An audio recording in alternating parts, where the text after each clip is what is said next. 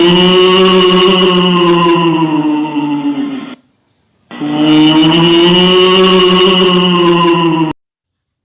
دن میں اپنے آفس کے کام کے لیے پونا سے ممبئی کی طرف روانہ ہوا، لیکن راستے میں موسم بہت خراب ہو گیا اور تیز طوفانی بارش آنا شروع ہو گئی۔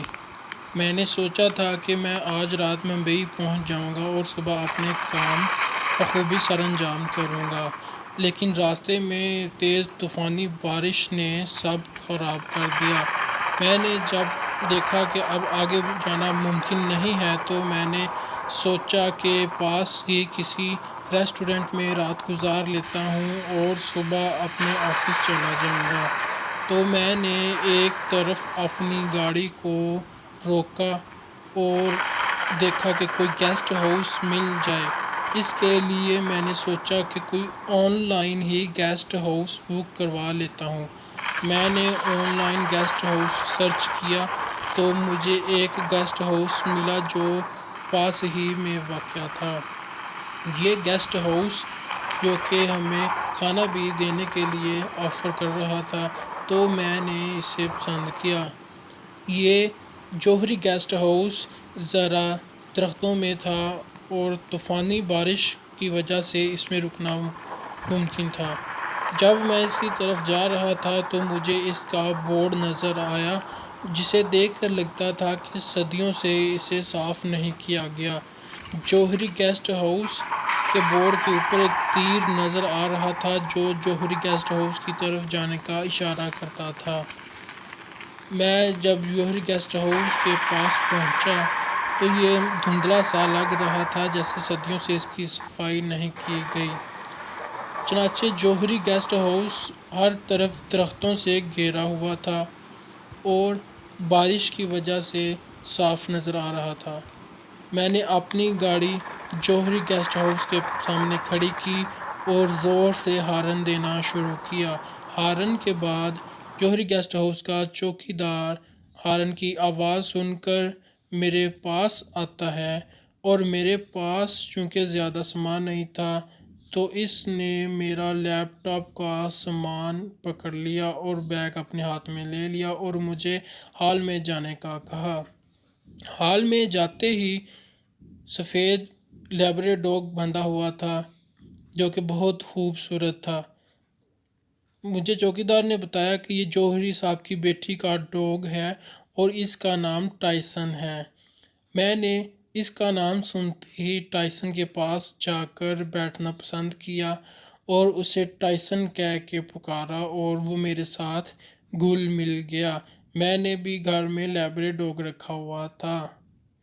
اب وہ مجھے میرے روم میں چھوڑنے میرے ساتھ جانا چاہتا تھا، تو میں نے اسے کہا چلتے ہیں، لیکن میں ٹائسن کو تھوڑا سا پیار کر لوں۔ کیونکہ میں نے گھر میں لائبریری ٹائسن رکھا ہوا تھا تو میں ان کے بارے میں جانتا تھا۔ وہ مجھے میرے روم میں لے گیا، لیکن میں نے اس سے پوچھا کہ آپ نے یہ لائٹ چھوٹی سی جلائی ہوئی ہے۔ اس نے مجھے بتایا کہ ایک فیز آ رہا ہے، اس وجہ سے یہ چھوٹی لائٹ جلائی گئی ہے، کیونکہ طوفانی بارش کی وجہ سے باقی فیز بند پڑے ہیں۔ وہ مجھے میرے روم میں لے گیا اور مجھے اس نے کہا کہ اگر آپ چائے پینا پسند کریں گے تو ہم آپ کے لیے چائے بنا دیتے ہیں۔ میں نے سوچا کہ رات کا کافی وقت ہو گیا اور تھکاوٹ بھی ہے تو چائے پینا مناسب ہوگا۔ میں نے اسے کہا میرے لیے ایک کپ چائے بنا دینا۔ میں فریش ہونے کے بعد بیٹھ کر نیوز پیپر پڑھنے لگا اور تھوڑا سا ہلکا محسوس کیا۔ اتنی دیر میں دربان میرے پاس چائے لے کر حاضر ہوتا ہے۔ اس نے آ کر مجھے چائے دی اور میں نے آرام و سکون کے ساتھ وہ چائے پی۔ چائے پینے کے بعد اس نے کھانے کا پوچھا تو اس نے مجھے کہا کہ اگر آپ کو کھانا چاہیے ہو تو یہ بیل بجا دیجیے گا، جب آپ بیل بجائیں گے میں آپ کا کھانا لے آؤں گا۔ یہ اتنی بات کہنے کے بعد وہ چلا گیا۔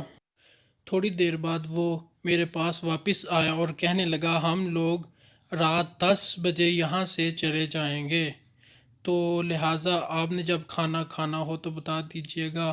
میں نے اسے کہا کہ آپ 1 گھنٹے تک کھانا ٹیبل پر لگا دینا اور اس کے بعد میں کھانا کھا لوں گا۔ میں نے پوچھا کہ اس ہوٹل میں کوئی اور رہتا ہے؟ اس نے بتایا کہ یہاں ایک روم ہے جہاں جوہری صاحب کی بیٹی رہتی ہے، لیکن وہ بھی سال میں 1-2 مرتبہ آتی ہے، اور اس کے علاوہ ایک روم ہے جو کہ خالی ہے۔ اتنی بات کہنے کے بعد وہ چلا گیا اور میں نے بھی تھوڑا سا سکون کرنے کی کوشش کی۔ میں لیٹ گیا تو میری آنکھ لگ گئی، اور جب میں دوبارہ اٹھا تو میں نے دیکھا کہ میں تو کھانا بھی نہیں کھایا ابھی تک، لہٰذا میں نے ٹائم دیکھا تو رات کے 12 بج گئے ہوئے تھے۔ تو میں جلدی سے اپنے بستر سے اٹھا اور کھانا کھانے کے لیے باہر گیا۔ جب میں روم سے باہر نکلا تو کھانا ٹیبل پر لگا ہوا تھا۔ جب میں پاس گیا تو دیکھا کہ کھانا ابھی بھی گرم ہے، اور دہی اور اچار کی خوشبو نے تو میری بھوک میں اضافہ کر دیا۔ میں واش روم کی طرف ہاتھ دھونے کے لیے گیا تو ٹائسن بھی میرے ساتھ چلا گیا۔ میرے جانے کے بعد میں جب واش روم کے پاس پہنچا تو میں دیکھتا ہوں کہ ٹائسن زور زور سے بھونکنے لگتا ہے۔ پھر میں اس کے پاس آیا۔ اگر میں نے بھی لائبریری رکھا ہوا ہے تو میں اس کی بات سمجھ سکتا تھا۔ وہ چاہتا تھا کہ میں واش روم میں ہاتھ دھونے کے لیے نہ جاؤں، لہٰذا یہ کچھ جانتا تھا کہ مجھے روک رہا تھا۔ میں نے اس کی بات مان لی اور میں نے واش روم میں ہاتھ نہیں دھوئے۔ تو اس کے بعد میں ناشتہ کرنے چلا گیا۔ میں نے خوب پیٹ بھر کر ناشتہ کیا، جتنا کھا سکتا تھا میں نے کھایا اور اپنے روم میں آ گیا۔ اب روم میں آنے کے بعد میں نے تھوڑی دیر نیوز پیپر پڑھی، اور نیوز پیپر پڑھتے پڑھتے میں تھک گیا، اور ٹائسن بھی میرے ساتھ روم میں آ گیا تھا، جس کی وجہ سے میں اچھا فیل کر رہا تھا۔ میں اب سونا چاہتا تھا تو میں نے روم کا دروازہ بند کیا۔ روم کا دروازہ بند کرنے کے بعد میں تھوڑی دیر میل چیک کی، تاکہ میرا کوئی کام جو رہتا تھا میں وہ کر کے سو جاتا۔ میل چیک کرنے کے بعد میں سونے کے لیے لیٹ گیا۔ رات کا کافی وقت ہو گیا ہوا تھا کہ میری آنکھ لگ گئی۔ اب میں سو گیا ہوا تھا، اور میں کیا دیکھتا ہوں کہ میں جب سو گیا اس کے بعد میرے روم کی کھڑکی پر کوئی دستک دیتا ہے، ایسے جیسے کوئی بھوت وغیرہ ہو۔ تو اس سے میں ڈر گیا اور میری آنکھ کھلی تو میں اٹھ کر چونک کر بیٹھ گیا۔ یہ مجھے بہت ہی خوف زدہ کیے ہوئے تھا کہ یہاں پہ میرے سوا کوئی بھی نہیں ہے، اور دستک کون دے رہا ہے۔ ٹائسن بھی جو ہے بھونکنے لگ پڑتا ہے، وہ بھی ظاہری بات ہے کچھ دیکھ کر پریشان تھا، جس کی وجہ سے وہ بھونک رہا تھا۔ میں نے بھی اب جو ہے خوف زدہ ہو کر پانی کا گلاس بھرا اور پانی کا گلاس پی لیا۔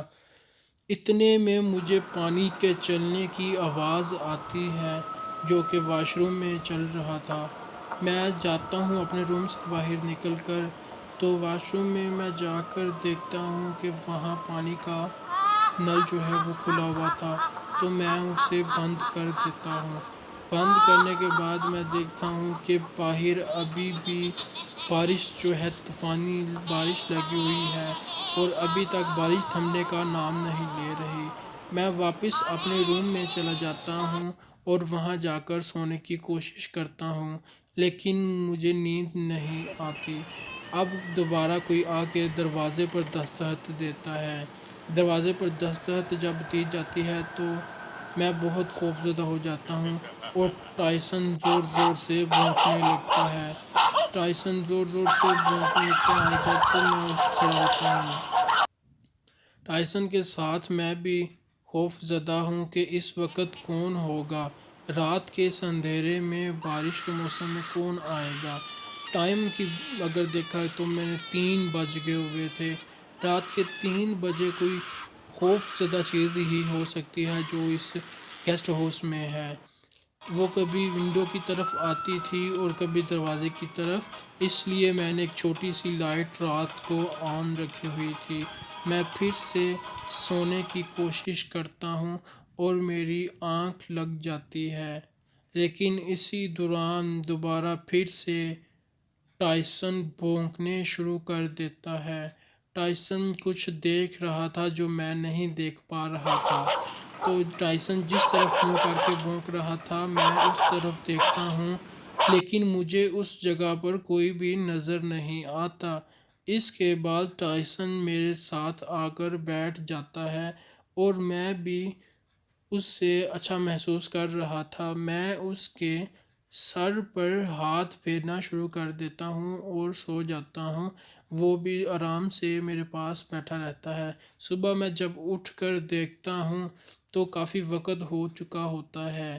جب میں دروازہ کھولتا ہوں تو میں دیکھتا ہوں کہ کسی کے پاؤں کے نشان وہاں پائے گئے اور دروازے پر بھی ہاتھوں کے نشان تھے۔ یہ کسی مٹی کے نشان تھے جو تیز بارش میں آئے تھے۔ اب میں باہر نکل کر دیکھتا ہوں تو آگے سے دونوں دربان اور چوکیدار بھی میرے سامنے آ جاتے ہیں۔ میں ان کو بہت ڈانٹتا ہوں کہ آپ لوگوں نے مجھے پہلے کیوں نہیں بتایا کہ یہاں کوئی گڑبڑ ہے۔ آپ نے مجھے اکیلا یہاں رہنے دیا اور میری جان کو خطرے میں ڈال دیا۔ رات کو کوئی آتما بھوت وغیرہ آ رہے تھے جو مجھے بار بار خوف زدہ کر رہے تھے۔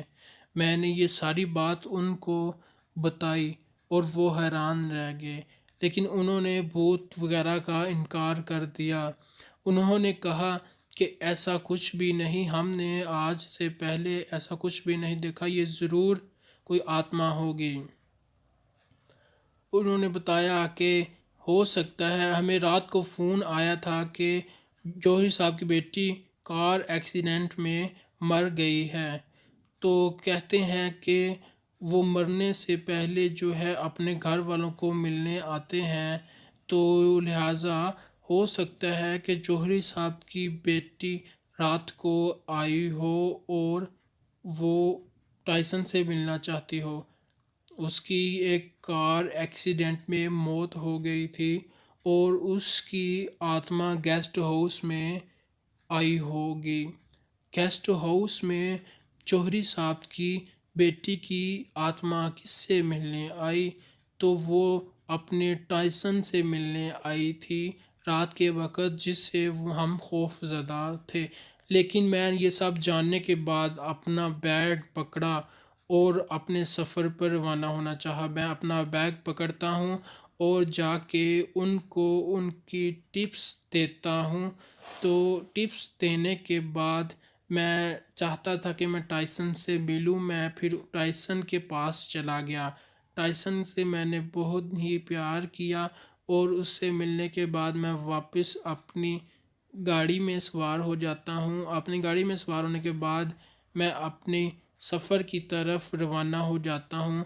یہ سفر پر روانہ ہونے کے بعد میں سوچتا ہوں کہ یہ ایسی خوفناک رات مجھے ہمیشہ یاد رہے گی، لیکن شکر خدا کا کہ میری جان بچ گئی۔